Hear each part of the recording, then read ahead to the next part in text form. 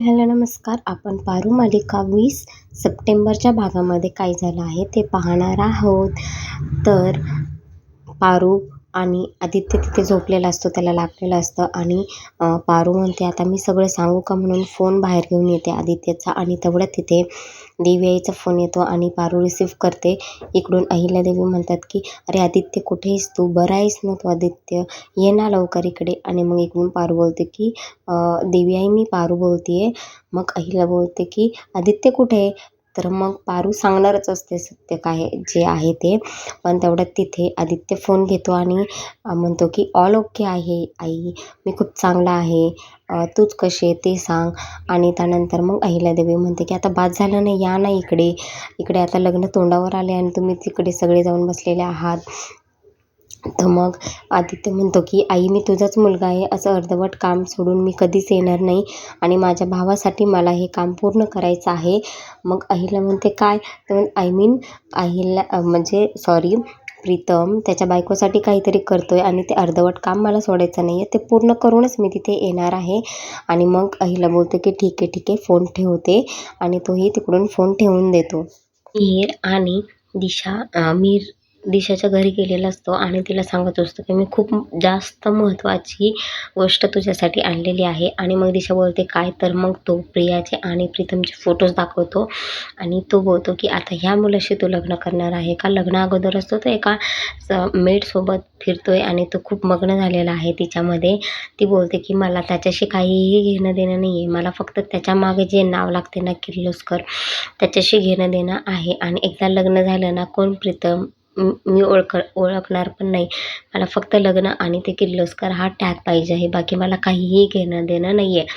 मग सांगतो की त्या सयाजीरावला माहीत नाही आहे की ही अहिल्यादेवी किर्लोस्करची मुलं आहेत आणि ह्या दोघांमध्ये काहीतरी खूप जास्त बिनसलेलं आहे, खूप मोठे दुश्मन आहेत एकमेकांचे.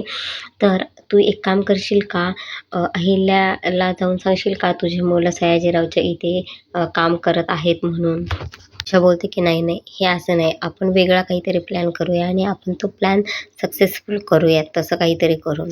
सीन चेंज झालेला असतो आणि प्रियाने तर बाबांना हो म्हणून सांगितलेलं असतं साखरपुड्यासाठी. आणि मग प्रीतम चिडून आलेला असतो दादाकडे आणि दादाला म्हणतो की आता आबासाहेबांनी प्रिया मॅडमचं लग्नही जमवलेलं आहे आणि येत्या 2 दिवसात साखरपुडा आहे आणि येत्या 4 दिवसामध्ये तिचं लग्नही आहे. आणि काय करायचं आता, कसं करायचं काहीच कळत नाही आहे, सगळं असं डोक्यावर येऊन पडलेलं आहे, पण आता सुचतही काही नाही आहे. आणि मग आदित्य बोलतो की होईल ना सगळं नीट, आहेत ना आम्ही सगळेजणी, पाहूया आपण काहीतरी.